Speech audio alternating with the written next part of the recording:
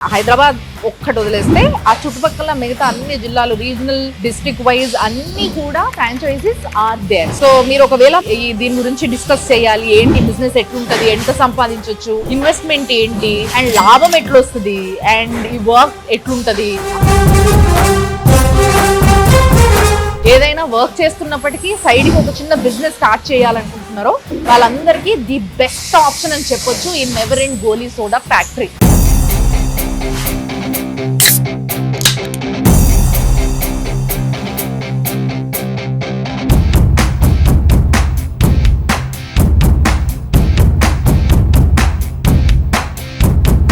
Never end గోలీ soda factory. Yes, ఈరోజు మీ అందరికీ ట్రాన్స్పరెంట్గా అసలు లోపల ఏం జరుగుతుందో చూపిస్తాం, రండి.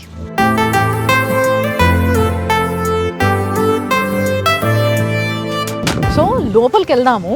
నేను ఆల్రెడీ ఇన్ఫార్మ్ చేసిన వస్తున్నా అని, బట్ ఇప్పుడు వస్తున్నా అని తెలియదు అనమాట. రండి.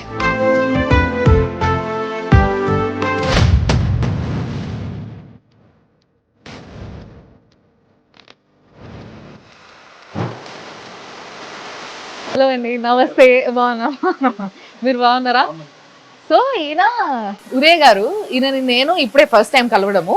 బట్ నేను ముందుగానే వీళ్ళకి ఇన్ఫార్మ్ చేయడం జరిగింది నేను వస్తున్నా అని. బట్ వీళ్ళ ఫ్యాక్టరీలో చాలా డిఫరెంట్గా సోడాని తయారు చేయడం జరుగుతుందంట.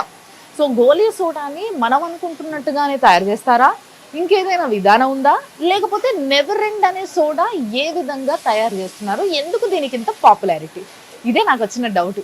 అదే నేను ఇప్పుడు క్లారిఫై చేసుకోబోతున్నా.